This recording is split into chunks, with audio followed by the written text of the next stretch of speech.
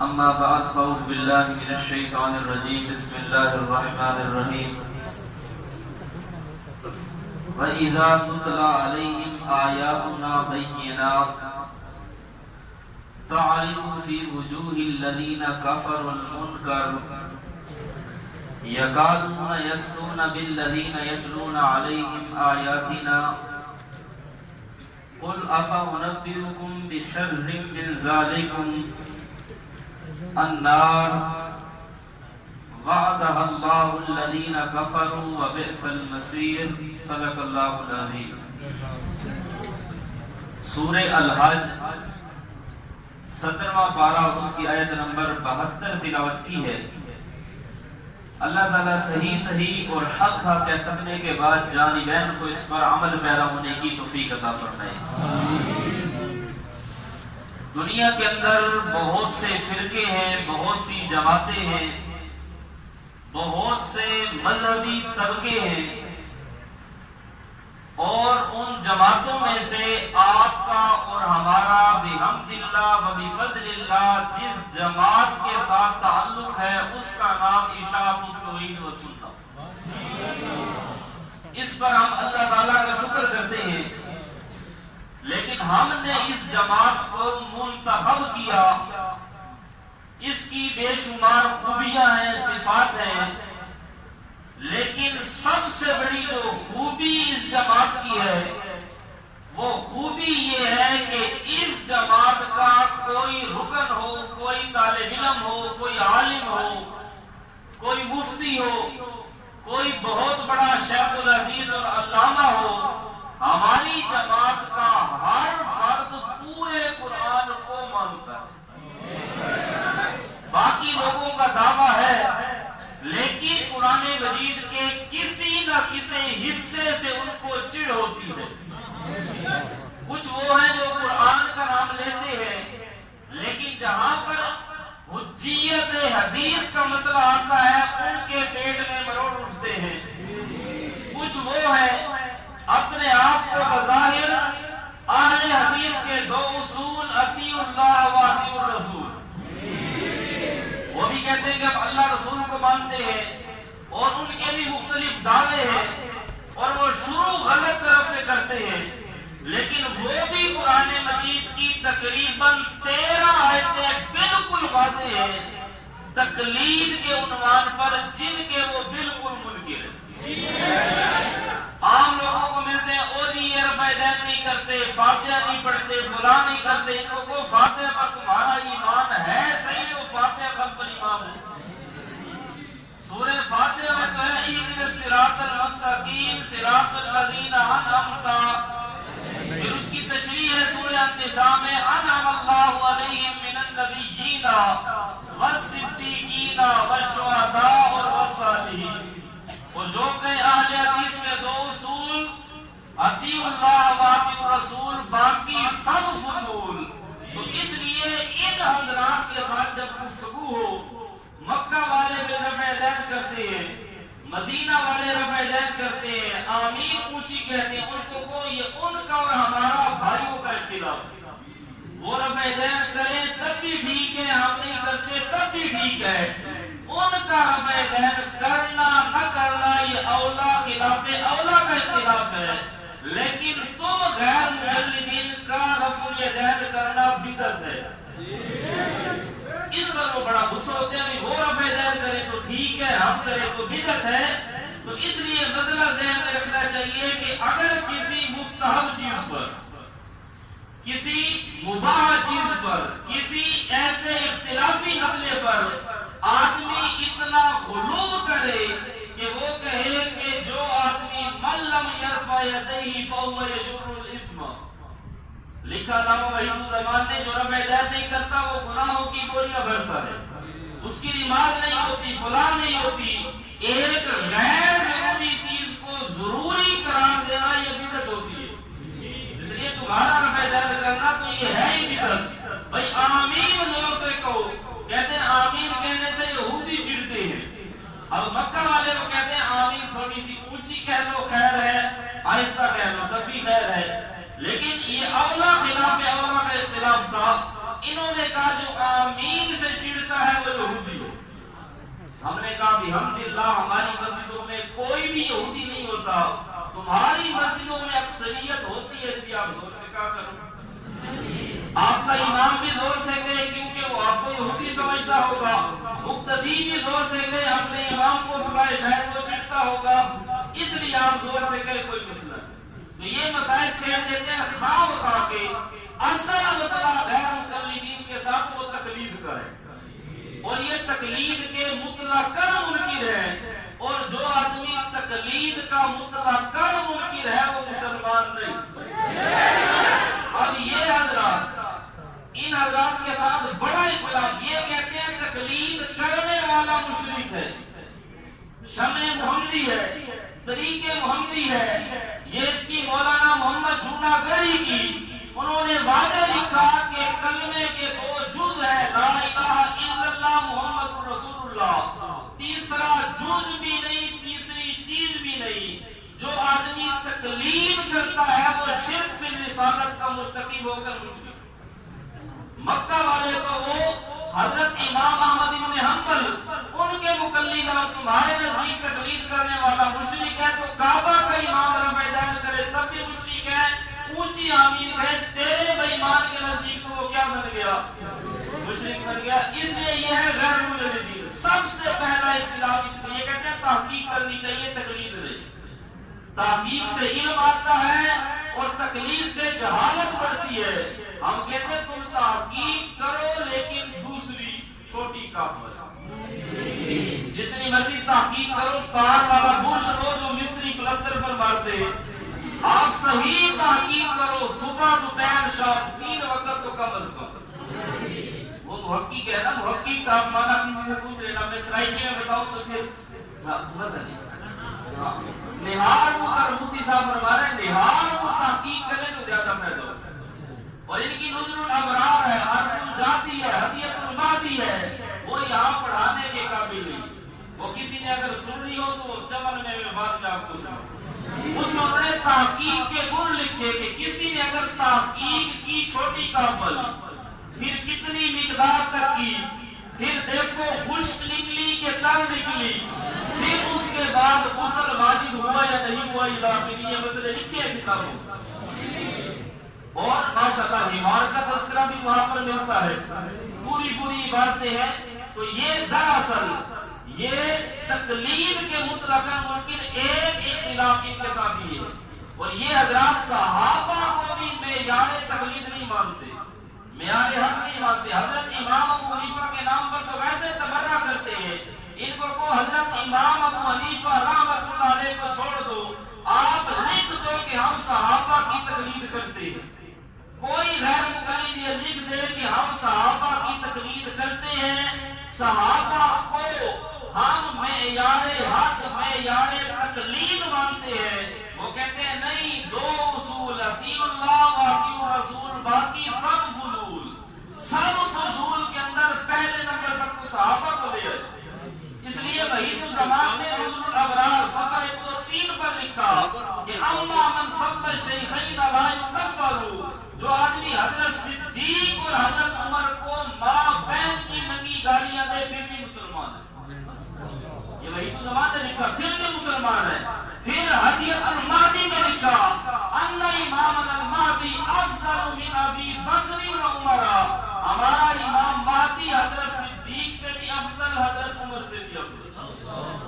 और लिखा जाब इस्नादिन सही, सही सनद के साथ।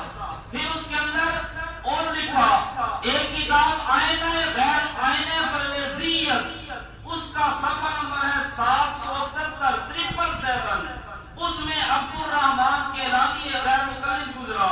हमारे भी बात बुजुर्ग कहते हैं कि वो मुसलमान है, तो उनकी खिदमत में अर्ज है कि आप थोड़ा फिलहाल 1-1.5 महीना मुताला करो, उसके बाद भी अगर आपकी यह तहकीक रहे तो ठीक है, लेकिन कम अज कम इनको पढ़ो। अब अब्दुल रहमान के रानी की इबारत पढ़ने लगा हर्फ बहर्फ। उन्होंने लिखा कि हजरत उमर रज़ियल्लाहु तआला अन्हु ने जो 3 तलाक को 3 करार दिया, लिखता है हमें ये तस्लीम करने में कुछ बात नहीं कि हजरत उमर का ये फैसला कोई शरई तब्दीली या तरमीम नहीं, बल्कि बराह रास्त किताबुल्लाह और सुन्नत रसूल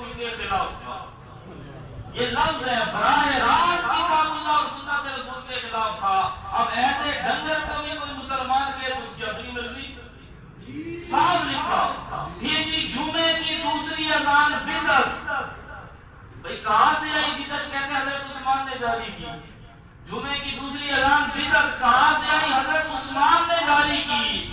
اگر حضرت عثمان نے جاری کی یہ بدعت ہے، جب ان کو کہو پھر کل بدعت ضلالہ و کل ضلالۃ فی النار، کہتے ہیں یہ بدعت حسنہ ہے.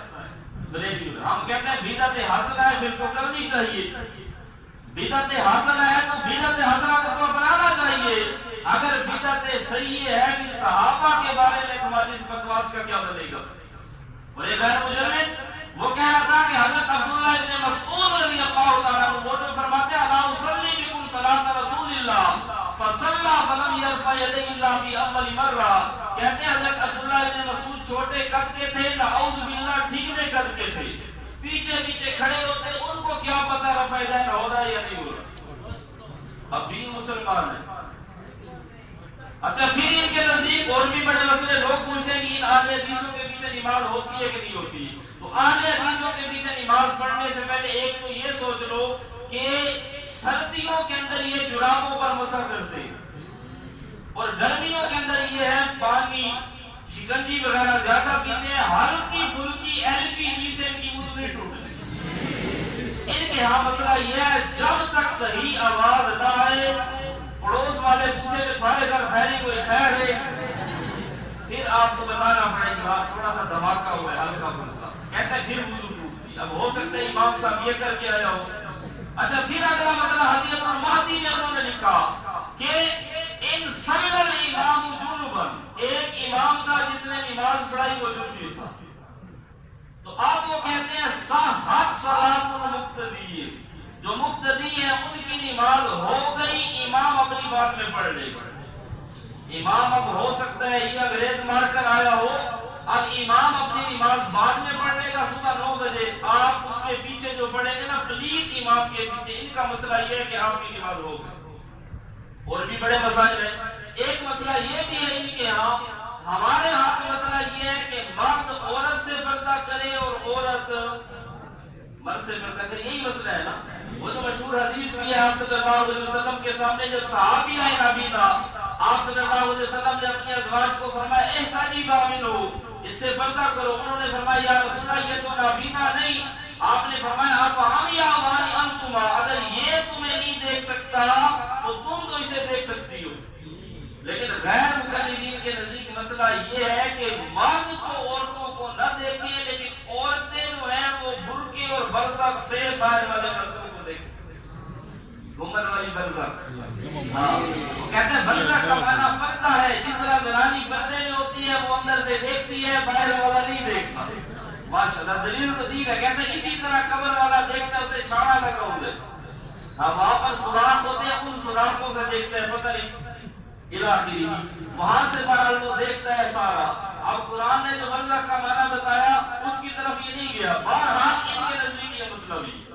اب چونکہ وقت بھی نہیں اور یہ موضوع بھی نہیں، ورنہ ان کی اگر کوئی آدمی ایک مرتبہ فقہ سن لینا، فقہ اس لیے کہہ رہا ہوں انہوں نے کتاب لکھی، کتاب کا نام ہے نزل الابرار من فقہ النبی المختار. کہتے ان کی فقہ حنفی ہے، ہماری فقہ نبوی ہے. اور جو فقہ نبوی ہے اس میں انہوں نے جو لکھا ہے نا مدی پاک ہے. گرمی آ رہی ہے، ان کو کلفیاں بناؤ. یہ لکھا کتاب میں واضح لکھا خدا کے بندے کے لیے پاک ہے، حلال ہے، کوئی مسئلہ ہی نہیں. چوہا کھا سکتے ہو روسٹ کر کے، آپ نہیں. کچھ لوگ غیر مقلدین کو کھلاؤ. اپنے علاقے میں جاؤ غیر مقلدین کی افطاری، اس افطاری کے اندر آپ جو ہے روسٹ کرے چوہے شریف. کتا بھی حلال ہے اور گدھا جو ہے اس کا روسٹ میں سے صحیح بنے گا. بڑے بڑے پیس ہوں گے نا، لیگ پیس. ان سب کو بٹھاؤ دسترخوان پر. پشاور والے جو ہے ہمارے بزرگ کو دوسرے ان کی بھی دعوت کرو. ان کو کوئی آپ کی کتابوں میں لکھا ہے یہ ساری چیزیں حلال ہیں. اپنی سوتیلی دادی کے ساتھ بھی نکاح جائز ہے. اور اس پر اصل تو فقہ پر مناظرہ ہونا چاہیے نا. وہ کسی نے اعتراض کیا تھا نا، اس نے چھلی میں اعتراض کیا تھا لوٹے بھر کے آگ کے اندر ایک سوراخ ہے، تو لوٹے نے اس کو کہا تھا کہ اگر وقت ملے تو کبھی بیٹھ کر اپنے سوراخ بھی گن لینا۔ ہماری فقہ پر اعتراض کرنے والے ذرا اپنی فقہ تو دیکھ لو، ہماری جو اصل ماخذ ہے فقہ کی بڑی کتابیں الجامع الصغیر، جامع الکبیر، مبسوط، زیادہ، سیر الکبیر اور سیر الصغیر، ان میں سے نکالو کوئی مسئلہ، باقی تو ہے شروحات، اور یہ مقلدین کی لکھی ہوئی ہے، بعد والوں کی لکھی ہوئی ہے، جو اصل کتابیں ہیں ان میں کوئی اعتراض ہے تو کوئی غیر مقلد بات کرے۔ تمہاری کتابوں میں ایسے ایسے مسئلے جو مسجد میں بیان کم از کم نہیں ہو سکتے، بہرحال وہ فقہ اس کا ایک الگ طور پر درس ہے۔ تو ایسے لوگ بھی ہیں جو بظاہر قرآن کا نام لیتے ہیں، حدیث کا نام لیتے ہیں، لیکن وہ بھی قرآن کے بہت بڑے مضمون کے منکر ہیں۔ پھر کچھ وہ لوگ ہیں جو اپنے آپ کو اہل سنت کہلواتے ہیں اور کام ایک بھی سنت والا نہیں، صبح ان کا سونا بھی سنت کے خلاف، اٹھنا بھی سنت کے خلاف، اذان سنو، مسلمانوں کی اذان سنیوں کی شروع ہوتی ہے اللہ اکبر سے، ان کی اذان کہیں اور سے شروع ہوتی ہے۔ نام اہل سنت والجماعت ہے، بندہ مر جائے تیسرے دن کل خانی، پھر 10واں شریف، 40واں شریف، نام اہل سنت ہے، کام ایک بھی سنت والا نہیں۔ اسی طرح بعض وہ ہیں ہمارے بزرگ جو کہتے ہیں کہ ہم دیوبندی ہیں، کام ایک بھی دیوبند والا نہیں ہے، بالکل جو کام کا للڑ ہے نہیں۔ ہمارے علاقے میں ویسے للڑ کہتے ہیں جو کملی گائے ہو، ایک گائے ہو نا موٹے دماغ والی، جس کو یہ بھی نہ پتا ہو کہ یہ میرا گھر ہے یا کس کا گھر ہے، میں نے گھاس میں منہ ڈالنا ہے یا کتابوں میں منہ ڈالنا ہے۔ ایک جج سے میں نے پوچھا، یہ للڑ وہ سنتا تھا ہمارے علاقے میں، اس نے کہا کہ میرے اخبار پڑھے تو وہ گائے کھا گئے۔ میں نے کہا گائے کھا گئے؟ کہتے ہیں وہ للڑ تھی۔ میں نے کہا للڑ کا کیا مانا؟ اس نے کہا اسانی ہم للڑ اس گائے کو کہتے ہیں جس کا دماغ اپنی جگہ پر نہ ہو۔ ہم نے کہا شیخ القرآن مولا غلام اللہ خان رحمۃ اللہ علیہ نے صحیح لقب دیا تھا ان کو للڑ کا، یہ ہم نے نہیں دیا، علامہ صاحب نے نہیں دیا، حضرت شیخ القرآن مولا غلام اللہ خان رحمۃ اللہ علیہ یہ جو کہتے ہیں نا ہمارے تھے، بالکل آپ کے لیے صحیح، انہوں نے جو ہے نا پہلے ان کے لقب کو آپ برداشت کر لیں، اس کو اپنے لیے ایکسپٹ کر لیں، باقی باتیں بعد میں۔ تو یہ حضرات ہیں، تو یہ سب سے زیادہ جو زور لگاتے ہیں وہ ہوتا ہے حیات النبی، حیات النبی، ہر چیز پر حیات، اور یہ حیات النبی کے ممکن ہے، اس لیے ان کے پیچھے نماز نہیں ہوتی، اور خود تمہاری آگے ہوتی ہے، خود آگے بھی نہیں ہوتی، پیچھے بھی نہیں ہوتی۔ اور ایک پرانا مولوی آپ کو بیچارہ چلا گیا، پجار شاہ صاحب قریشی کا خاص نسلی اور نسلی اس کا، وہ کہتا تھا مماتیوں کے پیچھے نماز نہ پڑھو، اپنے پیچھے پڑھ لیا کرو، پھر کہا اپنے امام کے پیچھے پڑھ لیا کرو، سبقت لسانی ہو گئی۔ تو بہرحال یہ حضرات حیات النبی کے نام پر عرض کرنے کا مقصد یہ ہے کہ سب سے جو پہلی چیز ہے، ان کو آپ لکھ دو، ہم حیات النبی کے قائل ہیں، باقی کسی کی حیات کو نہیں مانتے۔ ایک آدمی گفتگو کرے، اب تک جو مناظرے ہوتے ہیں عموماً ان کو کوئی یہ چیز لکھ دو کہ ہم حیات النبی کے قائل ہیں، باقی کسی کی حیات کو نہیں مانتے، پھر حیات النبی پر بسم اللہ کرو، مناظرہ شروع کرو۔ اگر تمہارا عقیدہ یہ ہو کہ ابو جہل قریشی بھی قبر میں زندہ، اندرا گاندھی بھی قبر میں زندہ، خمینی بھی قبر میں زندہ، تمہارا عقیدہ یہ ہو کہ ہر کافر، ہر منافق، ہر مشرک اپنی اپنی قبر میں زندہ ہے، پھر حیات النبی کا نام لیتے ہوئے شرم کرنی چاہیے۔ اور یہ شرم کی بات میں اپنی طرف سے نہیں کہہ رہا، یہ کتاب حیات الاموات، یہ 4-5 کتابیں، ایک یہ حیات الاموات، یہ سماع الموتى، اور یہ تیسری ہے خوشبو والعقیدہ، اور یہ ایک ہے ان کا یہ قرآن ہے المنظر شریف۔ یہ 4-5 کتابیں آپ کے پاس ڈال کی ہوئی تھی ہر ساتھی کی۔ اب ایک تو یہ کہ یہ ہے حیات الاموات، الاموات جمع معرف باللام ہے، اور جمع معرف باللام عموم کے صیغے میں سے ہوتی ہے۔ حیات الاموات کا معنی یہ ہے کہ ہر مردے کا زندہ ہونا۔ آپ کو نہیں سمجھ آئے؟ ہر مردہ بھی اور ادھر سے مردہ بھی اور زندہ بھی، ایک بات تو کرو نا، یا تو بھی قبر والے مردہ ہے، یہ بات ہمیں سمجھ آتی ہے، یا تو قبر والے زندہ ہیں، یہ بھی سمجھ آتی ہے۔ یہ کہتے نہیں قبروں میں مردے زندہ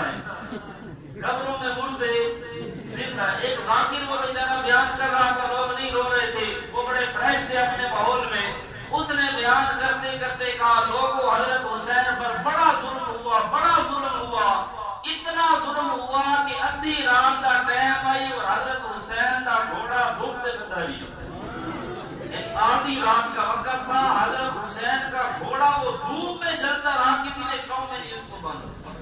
عوام بیچاری رونے لگے، اس نے کہا بڑا ظلم ہوا بھائی، کیا تک نہیں سوچا آدھی رات کو سورج کہاں سے آئے گا؟ جب سورج ہوتا ہے تو آدھی رات نہیں ہوتی، جب آدھی رات ہوتی ہے تو اس وقت سورج انہوں نے کہا قبر والے مردے زندہ ہے۔ تو یہ ہے حیات الاموات، اور یہ کتاب لکھی گئی علامہ عبدالستار توسوی، ہمیں بروتن نہیں کہتا، تو علامہ عبدالستار توسوی صاحب کے مسلسل تقاضوں پر آخر اللہ کا نام لے کر کام شروع کر دیا۔ لکھوانے والا بھی بڑا آدمی ہے ان کے نزدیک، لکھنے والا بھی نور الحسن شاہ صاحب بخاری اس طبقے کا اتھینٹک بزرگ ہے، مستند آدمی ہے، عام بندہ نہیں۔ اب اس کتاب میں ان کو یہ کتاب دکھاؤ اور یہ صفحہ نمبر 8، بھئی تم کہتے ہو حیات النبی پر مناظرہ کرتے ہیں، تمہارے بزرگ کیا کہتے ہیں؟ اب حلالی بیٹا وہ ہوتا ہے جو اپنے باپ کی بات مانے۔ ان کو کہا دیکھو اب تمہارے والد کیا لکھے، اس عنوان سے عام طور پر بحث کا رخ حضرات انبیاء علیہ السلام خصوصاً نبی کریم صلی اللہ علیہ وسلم کی طرف پھر گیا، غلط طور سے حیات النبی کی بات چھڑ گئی اور حضور کریم کی ذات پاک ہمارے لباس میں آ گئی۔ اب یہ لکھتے ہیں غلطی سے حیات النبی کی بات چھڑی، اور اولاد کہتی ہے بات ہے ہی حیات النبی کے متعلق۔ آگے سنیے عبارت، حالانکہ بات اصلاً نبی کریم صلی اللہ علیہ وسلم کی ذات پاک کی نہیں، بلکہ حضرات انبیاء علیہ السلام اور حضرت شہداء و اولیاء رحمہ اللہ، حتیٰ کہ عام مسلمانوں کی حیات بھی نہیں، دراصل بات ہے تو عام موتا کی حیات کے متعلق ہے، جن میں کفار، مشرکین اور منافقین تک شامل ہیں۔ نے کہا ہمارا اصل عقیدہ یہ ہے کہ ہر کافر بھی قبر میں زندہ، ہر مشرک بھی قبر میں زندہ، ہر منافق بھی قبر میں زندہ۔ عقیدہ ہے ابو جہل شاہ صاحب قریشی بھی قبر میں زندہ، عقیدہ یہ ہے اندرا گاندھی بھی زندہ، عقیدہ یہ ہے عبداللہ ابن ابی بھی قبر میں زندہ۔ جب تمہارا عقیدہ یہ ہے تو پھر حیات النبی پر بات کرتے ہوئے شرم کرنی چاہیے کہ نہیں؟ آپ لکھ دو، میں نے کہا تھا نلہٹ والے مناظرے میں بابا زین العابدین موجود ہے اور اس مناظرین کے ایسے پسینے نکلے تھے اور وہ اس وقت اپنے ساتھ والوں کو کہہ رہے تھے ٹیمپر کا ایسی حالت تھی۔ میں نے ان کو یہی پکڑا، میں نے کہا اب لکھ دو کہ ہم حیات النبی کے قائل ہیں، باقی کسی کی حیات نہیں مانتے۔ کرو شروع حیات النبی پر، ہم آپ کو بھاگنے تو نہیں آئے، ہم تو بھگانے آئے ہیں، ہم لازمی متعدی ہیں، لیکن یہ بات لکھنی پڑے گی کہ ہم صرف حیات النبی کو مانتے ہیں، باقیوں کو نہیں۔ اگر باقیوں کو بھی مانتے ہو تو پھر آج ذرا ابو جہل شاہ صاحب قریشی کی حیات پر گفتگو کرو۔ یہ سمجھ آئے کہ نہیں؟ پہلا والا یہ کتاب ہونی چاہیے زبردست، اور یہ بزرگ بھی ایسا ہے جس کا نام بھی یہ وضو کر کے دیتے، اس کا انکار نہیں کر سکتے۔ دوسرے بڑے بزرگ یہ ہے سماع الموتى، اور یہ بھی الموتى جمع معرف باللہ، جمع معرف باللہ عموم کے صیغ میں سے سماع الموتى کا معنی یہ ہر مردے کا سننا، ہر مردے کا سننا۔ جو آدمی دنیا میں بہرا تھا ڈورا وہ بھی قبر میں سنتا ہے، جو دنیا میں نہیں سنتا تھا وہ بھی سنتا ہے، مشین نکالنے کے بعد بھی مزہ نہیں آ گیا۔ ایک تو یہ کانوں والے ڈاکٹروں کو فارغ کرو، جو مر جائے 2-4 دن اندر رکھو کہ شاید سننے لگ جائے۔ اچھا پھر سوال ہوا کہ زندہ آدمی وہ سنتا ہے، اس کی کیپیسٹی ہے، مثلا آپ تک آواز پہنچانے کے لیے اسپیکروں کا بندوبست کیا تاکہ آواز آخر تک جائے۔ اب قبرستان ہے 4 کلومیٹر کا، اب جب آہستہ آپ کہو گے السلام علیکم یا اہل القبور، چلو یہ تو سن لے گا، بالکل تمہاری مان لے، وہ آخری مردہ کیسے سنے گا جب 4 کلومیٹر بعد ہے؟ احمد رضا خان بریلوی نے لکھا کہ جب آدمی مرتا ہے نا اس کے مسام کھل جاتے ہیں، اس کے سوراخ کھل جاتے ہیں، اس کی کیپیسٹی بڑھ جاتی ہے، اس لیے وہ دور دور سے سنتا ہے۔ اور ان کا بھی عقیدہ یہ ہے کہ جو آدمی مر جائے اس کی پھر 3G بھی نہیں ہوتی، 4G بھی نہیں ہوتی، بلکہ 5G لگ جاتی ہے اور وہ دور دور سے سگنل کیچ کرتا ہے، ماشاءاللہ وہ سنتا ہے۔ اب یہ کتاب کہتی ہے ہر آدمی کا سننا۔ پھر سماع النبی اور صلاۃ و سلام صرف اس کے قائل، اور اس کے قائل یہ بھی ہے، ویسے آپ کو عوام کو ورگلانے کے لیے بھئی ہم درود سننے کے قائل ہیں۔ ہم نے ان کو کہا آج نہیں کئی سال پہلے کہا کہ ہر مردہ سنتا ہے، اس مسئلے کو چھوڑ دو، شہداء سنتے ہیں اس کو بھی چھوڑ دو، اولیاء سنتے ہیں اس کو بھی چھوڑ دو، انبیاء سنتے ہیں اس کو بھی ہم معاف کرتے ہیں، امام الانبیاء ہر بات کو سنتے ہیں اس کو بھی معاف کرتے ہیں، صرف اتنی چیز کہ امام الانبیاء صلی اللہ علیہ وسلم عند القبر صلاۃ و سلام سنتے ہیں، یہ کب ہے نا عام بات، کوئی مردہ بھی نہیں سنتا، کچھ بھی نہیں سنتا، یا سنے نہ سنے اس کو چھوڑ دو، صرف امام الانبیاء عند القبر صلاۃ و سلام سنتے ہیں۔ اس پر دنیا کا کوئی للڑ ایک قرآن مجید کی آیت لے آئے، اگر آیت نہیں تو ایک حدیث لے آئے، شرط یہ ہے کہ اس حدیث کے کسی راوی پر جرح نہ ہو یا اس کا کوئی راوی شیعہ نہ ہو۔ اگر کوئی للڑ ایسی حدیث لے آئے تو 10 لاکھ روپیہ انعام دے، صرف عند القبر اور امام الانبیاء کو صرف درود و سلام پر۔ ایک بھی روایت ہے صحیح کہتے ہیں لیکن وہ ہے غار میں، غار نہیں رہے گی اور ہم غار میں جا نہیں سکتے، اس لیے ان کا یہ نظریہ پہلی چیز تو یہ آ گئی عام طور پر جو میں نے عرض کی تھا۔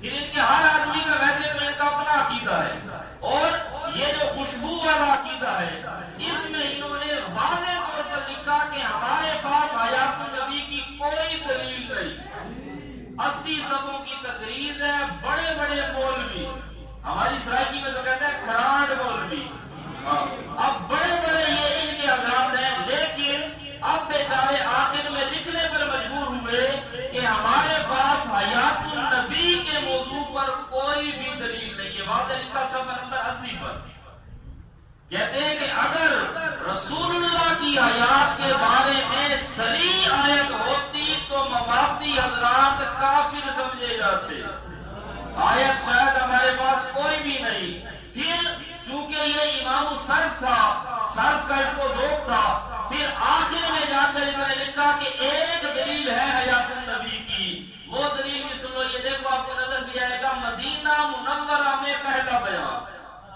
کتنی مقدس جگہ پر بیان، لیکن وہاں پر جا کر بھی ان کو قرآن بیان کرنا نصیب نہیں ہوا، وہاں پر جا کر بھی رسول اللہ کی حدیث نصیب نہیں ہوئی، اپنی قسمت وہاں پر جا کر بھی نصیب ہوا۔ دیکھو کل آپ نے پڑھا تھا کلنا، اصل میں کولنا، کلنا دلنا والا قانون یہ حیات النبی کی دلیل، کیسے دلیل؟ اور اس صاحب کہتا ہے کلنا اصل میں تھا کولنا، پھر قالا والا قانون لگا تو بن گیا قالنا، پھر ارتقاء ساکنین ہو گئے، پہلا ساکن مدہ اس کو گرایا تو بن گیا کلنا، پھر جو واو الف سے چینج ہو کر گری تھی اس کے بدلے میں فا کلمہ کو ضمہ دیا تو یہ بن گیا کلنا، اور کیا ثابت ہو گیا؟ حیات النبی زندہ، ماشاءاللہ۔ عقل نبود تولد بسود، سرائکی میں کہتے ہیں عقل نہ ہوئے بندہ جمع دی تکلیف ہی نہ دے گئے نہ کرے۔ اب یہ کلنا، اب اس کو سننا جو ہے طالب علم حضرات ان کو سمجھ جائے گی، یہاں سے ثابت یہ کیا کہ یہ کلنا جو ہے اصل میں کولنا تھا۔ اب یہ کلنا پر قاف کا جو ضمہ ہے، یہ ضمہ بتلاتا ہے کہ اندر واو دفن ہے، اندر کیا ہے؟ واو دفن ہے، اور یہ کلنا کا ضمہ یہ بمنزلہ ہے کتبے کے ہے، وہ قبروں پر کتبے لگاتے ہیں نا، وہ لکھتے آخری حرام دا نہیں آرام گاہ، آخری حرام گاہ، وہ بھی ہوتے ہیں آخری آرام گاہ۔ ابھی جامع عمر بھرا نفا کفے دستے ساکی چھلک پڑا، مختلف اشعار لکھتے ہیں، کہتے ہیں یہ کلنا کا ضمہ یہ قبر پر کتبے کی طرح، اور اس یہ بتاتا ہے یہ کتبہ اور ضمہ کے آگے واو دفن ہو گئی۔ ہم نے کہا اگر صرف بڑی ہوتی تو یہ دلیل بھی میری ہے، الحمدللہ قرآن بھی ہمارے پاس، حدیث بھی ہمارے پاس، صحابہ بھی ہمارے پاس، فقہا بھی ہمارے پاس، اور یہ دلیل دے کر تم نے ہماری توجہ دلائی کہ ظرف بھی تمہارے ساتھ ہے۔ اب یہ سنو، ہم کہتے ہیں یہ جو قلنا اصل میں کیا تھا؟ قبلنا۔ یہ واو الف سے تبدیل ہو کر جو دفن ہو گئی، اب ہم کہتے ہیں جو دفن ہو گیا اس کی روح عادتاً قیامت سے پہلے واپس نہیں آتی۔ ہم کہتے ہیں یہ جو تمہاری واو دفن ہو گئی، اب تم ذمے والے قدمے لگاؤ، روتے رہو، دھوتے رہو، چیخو چلاؤ، جو بھی کرو، یہ واو واپس آتی یہ آدھا روح ہماری دلیل ہے، ان کی دلیل ہے، یہ ہے کلنا کلنا والا کرنا۔ اب ایک اور ان کا عقیدہ سن لو، یہاں پر کہتے ہیں کہ ایک بزرگ تھا، وہ بیچارہ فوت ہوا۔ یہ حیات النبی کا تو آپ کو ویسے سناتے، لطیفے سنو۔ ایک بزرگ تھے، کہتے ہیں حضرت صاحب نے کہا، الہام ہوا حضرت صاحب کو کہ میری موت کا وقت قریب ہے، تو فرمانے لگے اگر میرا انتقال ہو جائے تو آپ کو غسل میں پریشان ہونے کی ضرورت نہیں، بس آپ مجھے تختے پر لکھا دینا، پھر جب پانی ڈالنا ہو دائیں یا بائیں کروٹ پر تو انگلی سے اشارہ کرنا۔ ٹچ موبائل، ہاں یا ٹچ پر اشارہ کرتے ہیں، ہو گئی ویڈیو۔ کہتے ہیں صرف اشارہ کرنا، میں خود اس طرح ہو جاؤں گا، پھر اس طرف اشارہ کرنا، پھر میں اس طرف ہو جاؤں گا۔ اچھا، کہتے ہیں اشارہ کر دینا، یوں ہو جاؤں گا۔ پھر ایسا ہی ہوا، حضرت نے جب غسل دیا تو یہی معاملہ پیش آیا۔ حضرت نے غسل دے کر چارپائی پر رکھ دیا، کفن وغیرہ پہنا دیا اور کپڑا وغیرہ ڈال دیا۔ اب آپ تھوڑی دیر کھڑے ہوئے تو کیا دیکھتے ہیں کہ میت میں جنبش پیدا ہوئی۔ وہ جنبش نہیں جانتے تو وائبریشن لگاتے ہو نا سبق میں، ہاں، تاکہ استاد کو بھی پتہ نہ چلے اور پتہ بھی چل جائے کس کا میسج آیا۔ نیچے سے گپ شپ بھی شروع ہوئی، یہ وائبریشن لگاتے، کیونکہ سائلنٹ میں تو نہیں پتہ چلتا نا، وہ تو سبق کے بعد ہی۔ ہاں، ہم نے بھی دور گزارے ہوئے ہیں، اس لیے ساری شرارتوں کا بتایا۔ تو جنبش کا معنی ہے وائبریشن۔ کہتے ہیں میت کے اندر وائبریشن پیدا ہوئی، جنبش پیدا ہوئی، اور وہ میت چارپائی سے اٹھی۔ کیا چیز اٹھی؟ ادھر میت بھی اور ادھر چارپائی سے اٹھی۔ پھر سامنے ایک روشن دان تھا، اس کے ذریعے سے باہر نکل گئی۔ یہ 2-2.5 فٹ والے روشن دان سے تو نہیں نکل سکتے، ماشاءاللہ بستتاً پھر جسم تو ہے نا۔ اب یہ روشن دان، یہ تو دروازے میں سے بھی نکلتے ہیں تو پھر سائڈ پر کرنے پڑتے ہیں، دونوں پلے کھولنے پڑتے ہیں۔ کہتے ہیں روشن دان سے نکلی، اب وہ آسمان کی طرف جا رہی ہے، یہ فلائٹ آج آسمان کی طرف جا رہی ہے۔ پھر ایک حد پر پہنچنے کے بعد اس نے قبلے کی طرف رخ کیا، موڑ بھی کاٹا، زبردست ڈرائیونگ ہے۔ اب کیا ہے تو شاہ سے فرمانے لگے یوں ہوتا ہے، اللہ والوں کا انتقال کہیں ہوتا ہے، اللہ پہنچا کہیں دیتے۔ اب یہ مدینے میں گئے، اللہ سارا کو مدینے گئے وجہ، اللہ ان سارے لڑوں کو اسی طرح مدینے میں لے جائے، ہماری جان چھوٹ جائے۔ یہ ہے ان کا عقیدہ، یہ ان کا عقیدہ ہے۔ یہ چیزیں اس میں اور بھی بڑی چیزیں، آپ صلی اللہ علیہ وسلم کو کمپیوٹر سے تشبیہ دی اسی کتاب میں، صفحہ نمبر 94، اور اس کے اندر اور بھی لکھتے ہیں یہ الہامی کتاب ہے، الہامی کتاب ہے، یہ ان کو الہام ہوا ہے، قرآن کے دلائل نہیں ہے، حدیث کی نہیں، الہامی کتاب ہی ان کی ہے۔ اور اس میں یہ بھی لکھا کہ آپ صلی اللہ علیہ وسلم کا سما مشرق اور مغرب سے۔ ہاں، تو پھر بھی ہمارے بات ساتھی کہتے ہیں ان کو کچھ رکھو۔ اب یہ دیکھو، لکھتے ہیں کہ میں تو اپنے ساتھیوں سے عرض کر رہا تھا کہ اس زمانہ میں اگر ہم یہ عقیدہ رکھیں مشرق یا مغرب سے درود پڑھے تو حضور صلی اللہ علیہ وسلم اپنے روضہ اطہر میں سما فرما رہے ہیں، تو یہ بھی عقل کے خلاف نہیں بلکہ ادب کے خلاف ہے کہ کسی کو تحفہ دینا ہو اس کی خدمت میں جا کر دیا جاتا ہے، ویسے کوچ پر رکھوا دو، کسی گاڑی پر بھی فلاں کو اپنا گفٹ دے اس کو کر لینا۔ ہاں، یہ بریلویوں سے بھی بالکل آگے، ویسے ان میں اور بریلویوں میں 4 گھنٹے کا فرق ہے، ان لڑوں میں اور بریلویوں میں میں دلیل سے ثابت کرتا ہوں 4 گھنٹے کا ٹوٹل فرق ہے۔ وہ اس طرح یہ کہتے ہیں اب اسلام آباد سے مدینہ 4 گھنٹے کا سفر ہے جہاز کا. یہ کہتے ہیں یہاں سے جہاز پر بیٹھو مدینے پہنچو گے مسجد نبوی کے دروازے پر جہاز سے پڑھو پوری مسجد نبوی میں نبی علیہ السلام سنیں گے. بریلوی کہتے ہیں جہاز میں چڑھنے کی ضرورت ہے یہیں سے سنتے ہیں. تو فرق کتنا بن گیا 4 گھنٹے. وہ کہتے ہیں یہیں سے سنتے ہیں, یہ کہتے ہیں نہیں تھوڑا جا گزارا کرو 4 گھنٹے 2.5-3 لاکھ روپے لگاؤ پھر سنیں گے. بہرحال ہے یہ بہن بھائی سارے ایک ہی جیسے. تو اب یہ مشرق مغرب سے بھی سننے کا عقیدہ اور بھی اس کے اندر ہر مدعے کے لیے اعادہ روحی ہے, بڑے اس کے اندر حوالے ہیں. تو بہرحال ان بیچاروں کا ہر ایک کا اپنا اپنا عقیدہ ہے, ہر آدمی کا اپنا عقیدہ. جو بھی ان میں ہوگا ہر آدمی اپنا اپنا ان کا عقیدہ ہوگا. ہاں للڑ کہتے ہیں ہم مناظرہ میں دعویٰ رکھتے ہیں بلکہ نہ کہ عقیدہ دعویٰ ہوتا ہے. ہاں دعویٰ ہو رہا ہے عقیدہ ہو رہا ہے. اس کا مطلب یہ ہے کہ یہ اپنے عقیدے میں اہل تشیع کی طرح تکیہ کرتے ہیں. ہم یہی کہتے ہیں کہ جو ہے چلو وہ کھل کے بتا دو دونوں. وہ تو ایک الگ چیز ہے کہ آپ کا عقیدہ کیا ہے, اس میں پھر دعویٰ کیا ہے. ہم یہی تو پوچھ رہے ہیں کہ مکمل تفصیل کیوں نہیں عرض کرتے. وہ بتانی چاہیے ساری تفصیل, تو یہ تکیہ کرتے ہیں حضرات. تو بہرحال ہر آدمی کا اپنا اپنا عقیدہ حیات النبی کے متعلق. اور یہ آخر میں جو ان کا بڑا قرآن ہے وہ ہے المحند شریف. یہ المحند علی المفند. المحند کا معنی سونپی ہوئی تلوار یا ہند کی تلوار. علی المفند, مفند کہتے ہیں پاگل کو, مجنون اور دیوانے کو. لولا ان تفندون پڑھا ہے نا سورہ یوسف میں. مفند کا معنی ہے پاگل مجنون.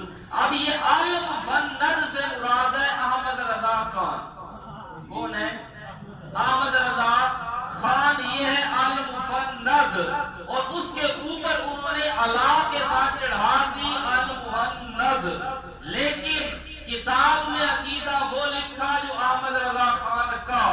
اب ذرا سوچو کہ وہی عقیدہ اس کا, وہی عقیدہ تمہارا. اب وہ المفند ہے اور تم سمجھدار ہو. یہی عقیدہ جو اس میں لکھا حیات طیبیہ والا, یہی عقیدہ ملفوظات میں اور صفحہ نمبر 276 احمد رضا خان بریلوی کی ہے ملفوظات. صفحہ 276 احمد رضا خان بریلوی کا یہی عقیدہ کہ آپ کی حیات حقیقی حصی دنیاوی ہے. انہوں نے لکھا آپ کی حیات دنیاوی, المحند میں بھی لکھا دنیاوی. اب المحند, اب یہ تو بن گئے کون؟ سمجھدار, عقل مند, دانش مند, رجل رشید.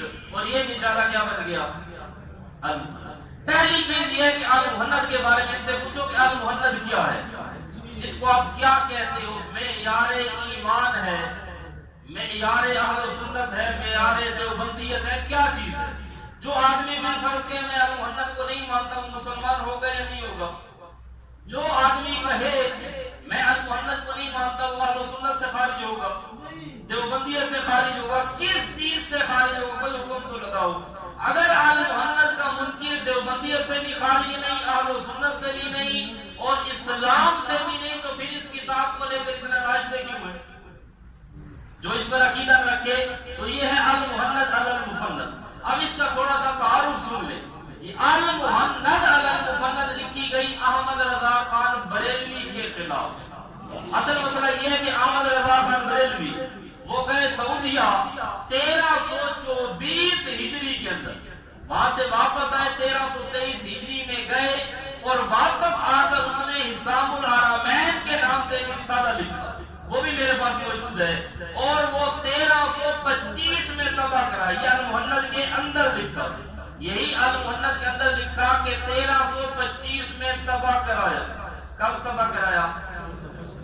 یہ چیزیں تھوڑی سی ذہن میں رکھنی پڑے, کام کا رزلٹ آخر میں بڑا مزیدار نکلے گا اگر یہ تاریخیں یاد ہو جائیں. اب احمد رضا خان نے المحند کب لکھی؟ 1325 ہجری میں. 1325 ہجری میں حسام الحرمین لکھی احمد رضا خان بریلوی نے, اور یہ کتاب اس حسام الحرمین کا جواب ہے. یہ اس کا جواب ہے جو کتاب 1325 میں پیدا ہوئی. اب یہ کتاب کب پیدا ہوئی؟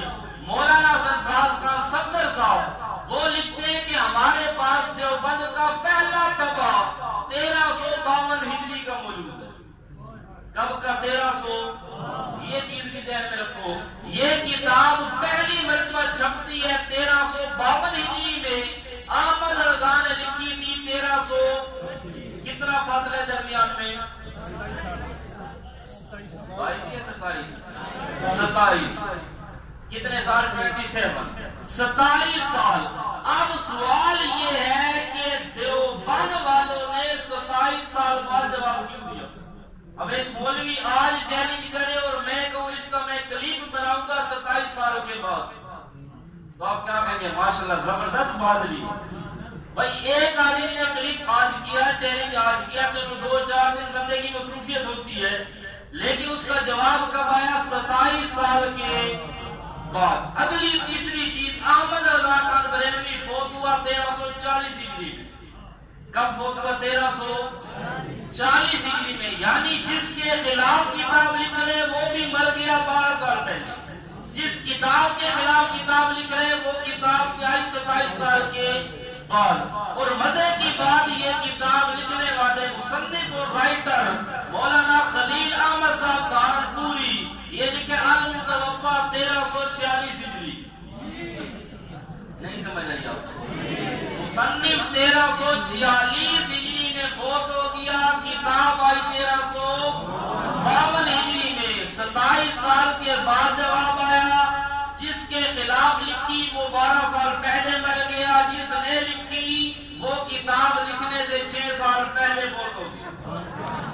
اب آگے آ جاؤ، اس سے بھی مزے کی بات یہ ہے، صفحہ 110، اس پر جو دستخط ہے، جو سگنیچر ہے، کہتے ہیں مکہ والوں نے تصدیق کی، مدینہ والوں نے تصدیق کی، لکھنؤ والوں نے تصدیق کی، یہ مہر یہاں پر لگی ہے 1302 ہجری کی۔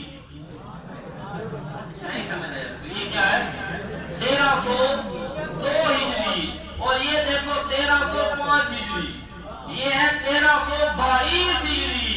ذرا ان سے پوچھو کہ کتاب جس وقت احمد رضا خان نے 25 میں لکھی تو تمہیں تصدیق 2 میں کس نے لگا کر دی؟ ابھی تک تو باپ پیدا نہیں ہوا اور بیٹا اپنے باپ سے بھی 23 سال پہلے دنیا میں آ گیا۔ ہو سکتا ہے وہ کہ میں پیدا ہو گیا ابا 23 سال کے بعد،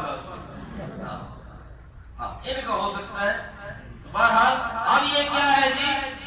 مورے کب کی ہے؟ 1302 ہجری، 1305 ہجری، 1322 ہجری کی، اور 1302 میں تو احمد رضا خان نے سوچا بھی نہیں ہوگا میں ان کے خلاف کوئی کام کروں گا، ہے کہ نہیں جھوٹ کا پلندہ۔ اب آ جاؤ، اب یہ آ گئی تھی، یہ اس کی ہے تاریخی حیثیت، سند، کیونکہ سند ضروری ہے نا، الاسناد من الدین، لولا الاسناد لقال من شاء ما شاء۔ اگر سند نہ ہو تو جو مرضی آئے اور جو آدمی جو کچھ کہتا رہے پھر تو کوئی مسئلہ نہیں۔ اب اس کی یہ سند ہی تھی جو آپ کے سامنے میں نے عرض کر دی۔ سند عالی ہے کہ نہیں؟ بالکل صحیح سند ہے، کوئی انقطاع، کوئی ذوق اس کے اندر آپ کو نہیں ملے گا۔ اب آ گئی جی یہ کتاب، اس کی یہ چیز آ گئی، تو احمد رضا خان بریلوی کی حسام الحرمین کا یہ جواب ہے۔ اس کتاب میں اب 26 مسائل ہیں، وہ پورے آپ کو یہاں فہرست میں مل جائے گی، اس کی فہرست ہے نا شروع میں، وہاں پر انہوں نے تو لکھ دیا یہ ہے عقائد اہل سنت علماء دیوبند، یہ عقائد کی کتاب۔ حالانکہ ان کے اندر جو 26 چیزیں ہیں ان کو آپ دیکھ لیں ذرا غور سے کہ ان کا تعلق عقیدے سے ہے یا نہیں۔ مثلا پہلا اور دوسرا سوال ہے شد رحال کے متعلق۔ اب شد رحال یہ عقیدے کا مسئلہ ہے، یہ عقائد علماء دیوبند۔ پہلا اور دوسرا سوال، ٹوٹل 26 سوال ہیں، جن میں سے پہلا دوسرا شد رحال، جس میں ابن تیمیہ علماء عرب یہ کہتے ہیں ناجائز ہے، کچھ علماء اس کے جائز بھی ہے، تعمیلیں کرتے ہیں، بہرحال عقیدے کا مسئلہ نہیں۔ اسی طرح ہے ایک توسل کا مسئلہ، ایک حیات النبی کا مسئلہ، ان 2 مسئلوں چھوڑ دو جن کو یہ عقیدے کا بناتے ہیں۔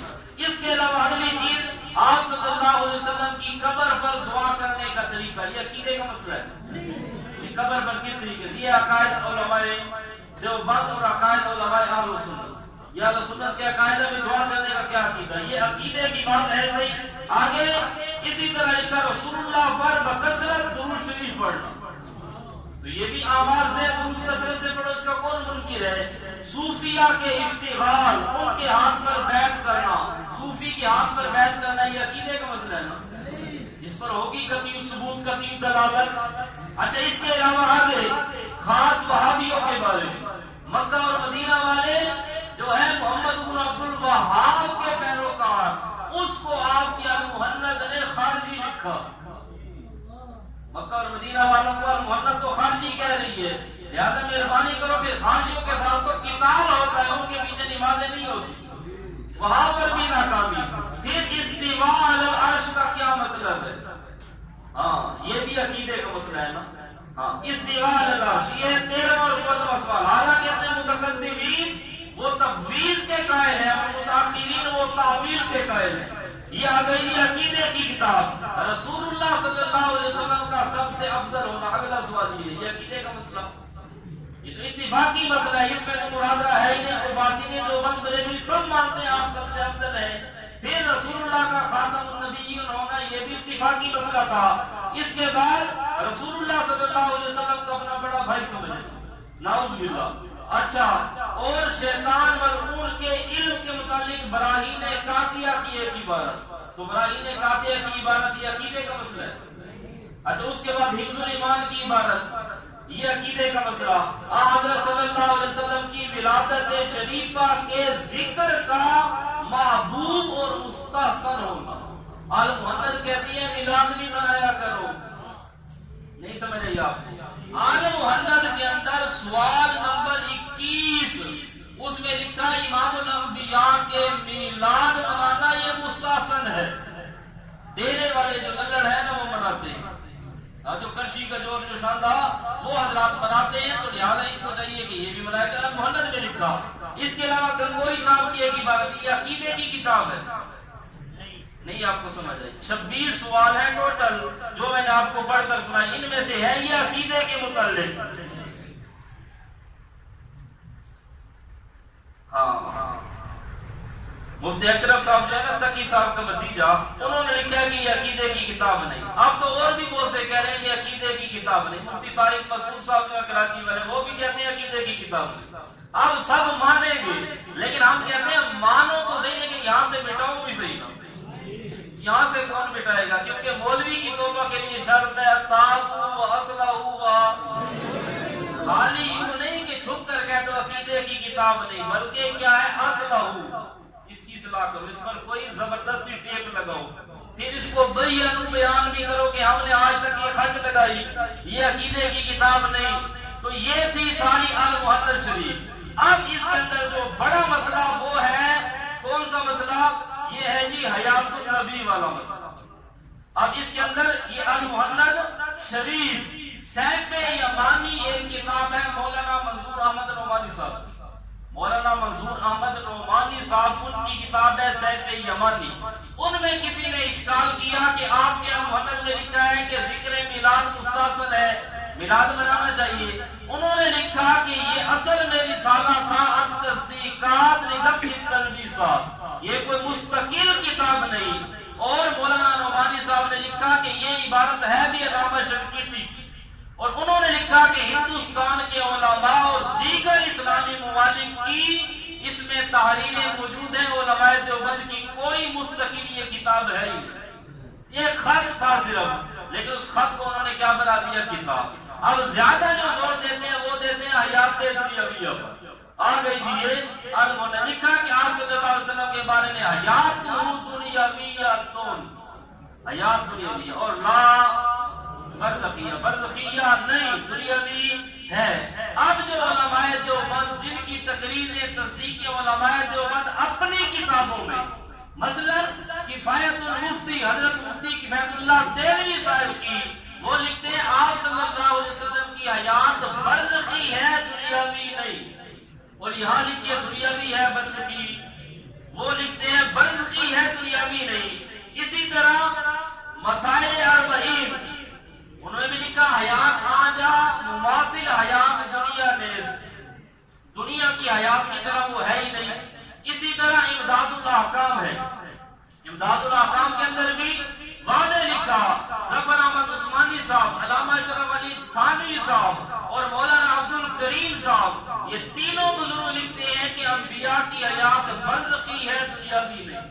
اب المحند کو مانو تو یہ کہا جائے گی، یہ سب کہتے ہیں برزخی کبھی نہیں. اور تعلیفات رشیدیہ حضرت علامہ رشید احمد گنگوئی صاحب کی، انہوں نے بھی لکھا کہ حیات برزخی ہے دنیاوی نہیں. اسی طرح خود براہین قاطعہ خلیل احمد صاحب نفوری صاحب جن کی طرف یہ کتاب منسوب ہے محنت، انہی کی کتاب براہین قاطعہ، وہاں لکھتے ہیں حیات برزخی، یہاں لکھتے ہیں حیات دنیاوی. ایک ہی مصنف کوئی اپنے خلاف بھی لکھ سکتا ہے. اور اس کے علاوہ آب حیات ہے، فتاوی دارالعلوم دیوبند ہے، سب میں لکھا کہ حیات برزخی ہے، لیکن آج محنت شریف کیا کہتی ہے دنیاوی ہے. اور مزے کی بات آپ کے مسائل اور ان کا حل، اور جس کو یہ حوالہ دیتے ہیں اشاعت التوحید والوں کے پیچھے نماز نہیں ہوتی، اس کتاب کو اگر لو تو اس میں لکھا کہ جو حیات دنیاوی کا قائل ہے اس کے پیچھے نماز نہیں ہوتی. اب اگر آپ کے مسائل اور ان کا حل اس کو مانو تو المحند والے کے پیچھے، اور المحند کو معیار ایمان ماننے والے کسی للڑ کے پیچھے بھی نماز، کیونکہ حیات دنیاویہ والوں کے پیچھے تو نماز نہیں. ہمارے پیچھے تو ہوگی ہے نہیں بات کا مسئلہ، ہمارے پیچھے تو ان کی ہوتی ہے جو باوضو ہوتے ہیں، جو ہمیں دیکھ کر پہلے ہی ٹر ٹر کریں. ان بیچاروں کی کیا نماز ہے ہمارے پیچھے؟ ان کی نہیں ہوتی ہمارے پیچھے. ہم کہتے ہیں آپ آیا بھی نہ کرو، مہربانی کیا کرو، گرمیوں میں خصوصی طور پر نہ آیا کرو. اچھا آگے لکھا جی کما ہی حاصلۃ لسائر المؤمنین بل لجمیع الناس کما نص علیہ العلامہ السیوطی. نص کی صحیح آئی نا، نص کرتی علامہ سیوطی صاحب نے بھی نص کی. اب المحند کہتی ہے کہ امام الانبیاء صلی اللہ علیہ وسلم کی، شہداء کی اور انبیاء کی حیات دنیاوی ہے اور باقی لوگوں کی حیات برزخی ہے. المحند کیا کہتے ہیں؟ پوری عبارت کو کون آگے پڑھو. المحند کی پوری عبارت یہ ہے کہ جو انبیاء ہیں ان کی حیات دنیاوی اور عام مومنین کی، عام لوگوں کی حیات کیا ہے؟ برزخی. یعنی ادھے مماتی بن گئے، آدھوں کی برزخی مان گئے اور آدھوں کی دنیاوی. انشاءاللہ ان کی عام لوگوں کی برزخی مان گئے، بل لجمیع الناس اور لسائر المؤمنین. انشاءاللہ دو چار مرتبہ سامنے آئے تو پھر ان کی بھی برزخی مان دو. یہ علیحدہ بیٹھ کر اپنے دارالافتاء والاقتضاء فتوے دینا آسان ہوتے ہیں، لیکن سامنے بیٹھنا تھوڑا سا مشکل ہوتا ہے. ہمارے اب وہاں کے ایک بزرگ ہیں، انہوں نے چیلنج دیا اسی چیز پر. انہوں نے کیا کہا جی کہ میں اشاعت التوحید والوں کے چیلنج کو قبول کرتا ہوں. عبداللہ بڑھائے جنابی ایک ہے شہرت کا متلاشی، جس بیچاروں کو اپنوں نے بھی سائڈ پر بٹھا دیا. اب اس نے کیا کیا، اس نے اس چیز پر آ کر چیلنج کیا. تو پھر جب میں نے ان کا وہ چیلنج تھینک یو والے شاپر میں ڈال کر قبول کیا اور وہ اب قبول ہو گیا، اب اس بیچارے کے لیے کیا تھا، اب وہ کہہ تو بیٹھا ایک مرتبہ، لیکن اس کے لیے اب مسئلہ یہ تھا میدان میں آنا مشکل تھا. اور بڑے صحت کے ٹیمپر بھی آج کل مارکیٹ سے شارٹ ہیں. اب وہ جواب تو دے نہیں سکا، اس نے جواب دینا تھا لیکن جواب نہیں دیا. میں نے کہا کہ دیکھو آپ ان کے وکیل ہیں بلا تو، اگر انہوں نے آپ کو وکیل بنایا آپ آؤ بسم اللہ، ہمیں تو کوئی مسئلہ نہیں، لیکن میدان میں آنے کے لیے ضروری ہے کہ جن مفتی صاحب نے فتویٰ دیا وہ آپ کے ساتھ بیٹھے، وہ آپ کو وکیل بنائے، پورے مسئلے کی تنقید ہو، آپ گفتگو کرو کہ اشاعت التوحید والوں کے پیچھے نماز کیوں نہیں ہو. اب اس کا جواب تو وہ دے نہیں سکا اور اس کا جواب تھا بھی نہیں. پھر اس نے ایک باس اس چیلنج سے اور کلپ سے پہلے ہمارے وہاں بکر کے اندر سرائے مہاجر، وہاں پر ایک مولوی صاحب کا مسئلہ تھا. اس مولوی صاحب نے بیان کیا جمعے میں، اس نے کہا کہ جو روایت، اگر کوئی روایت، کوئی تاریخی کتاب، کوئی چیز صحابہ کی اگر توہین کرتی ہے، صحابہ کی تنقید کرتی ہے، ہم اس روایت کو نہیں مانتے، ہم اس حکایت کو نہیں مانتے. پھر اس نے کہا اگر ایسی روایت بخاری مسلم کی بھی ہو بالفرض، اگر یہ قضیہ فرضیہ تھا، اگر بخاری مسلم کی بھی ہو تب بھی ہم نہیں مانتے اور اس کو دیوار پر مارتے. یہ بات اس نے کہہ دی اپنے جذبات میں آ کر.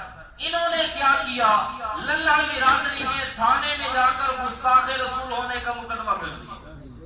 اب گستاخ رسول ہونے کا مقدمہ کر دیا. ایسے جو صاحب نے جب ان کو بلایا، تفتیش ہوئی، پھر اس نے کہا جی اپنے اپنے دو علماء کو بلاؤ، وہ بات کریں گے تاکہ ان کی سن کر پھر نتیجہ وہاں سے نکالوں گا. اب وہاں پر عبداللہ وڑائچ نے کہا کہ ہمارا ان کے ساتھ مناظرہ طے ہوا. بالکل جھوٹ. مناظرے کی بات نہیں تھی, صرف بات یہ تھی کہ یہ بات توہین رسالت پر مبنی ہے یا یہ گستاخ رسول ہے یا نہیں. اب وہاں پر تھانے میں پہنچے. جس وقت وہاں پر پہنچے آمنے سامنے بیٹھے. اب حضرت صاحب سے تو بات نہ ہو سکے, اب معاملہ مشکل تھا. میں نے کہا بھئی یہ جو مولوی صاحب نے کہا اگر وہ روایت قرآن کے خلاف ہو تو یہ کون سا قضیہ ہے؟ اس بیچارے کو نہیں پتا بھئی قضیہ فرضیہ ہوتا کیا اور قضیہ ممکنہ کیا ہوتا ہے. میں نے کہا یہ انہوں نے ایک بالفرض کی بات کی ہے اور قضیہ فرضیہ پر کوئی حکم نہیں لگتا. لو کان فیہما آلیہ تو الہ بن گئے, لو کان من بعد نبی تو نبی بن گئے حضرت عمر. نہیں, لئن اشرکت لیحبطن عملک, یہ بالفرض ہے اور بالفرض والمحال پر کوئی حکم نہیں لگتا. اب اس کو جب قضیہ فرضیہ کی سمجھ آئی اردو میں, بیچارے کو نہیں سمجھ آ رہی تھی, پھر اس نے کہا جی چلو ٹھیک ہے ہم سے غلطی ہو گئی, اور زیادہ بول رہا تھا ہم سے غلطی ہو گئی تھی. بالکل یہ چیز گستاخی پر مبنی نہیں اور یہ مسلمان ہے, اس پر کوئی گستاخی کا الزام نہیں. پھر اور اس بیچارے کی آواز باختہ اتنا تھا کہ گفتگو اور انداز تکلم ایسا تھا کہ ایسے جو صاحب نے کہا مولوی صاحب تو چپ کر, اس کو چپ کرایا. یہ جو یارس گاڑی میں بیٹھ کر آیا ان بیچاروں کو اتنا خرچہ کرایا, ایسے جو صاحب نے کہا آپ چپ کرو. مجھے ایسے جو صاحب, مجھے اور ایک ان کے عالم ہمیں اپنے اسپیشل روم میں لے گئے, اندر لے گئے. ہمیں کہا جی ہم آپ کی گفتگو سے مطمئن ہیں, اب آپ تحریر بناؤ میں دستخط کرتا ہوں.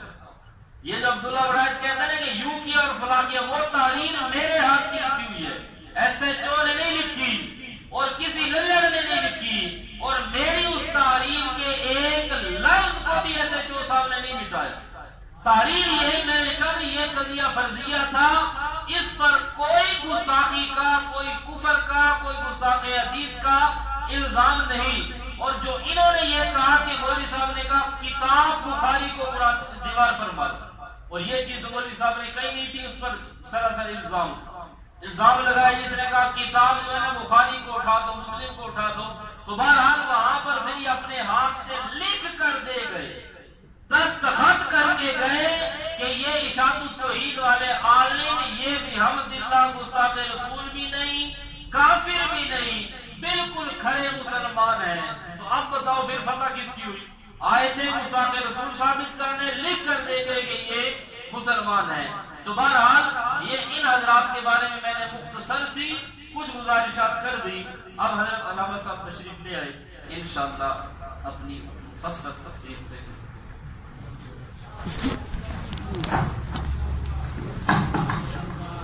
ماشاءاللہ.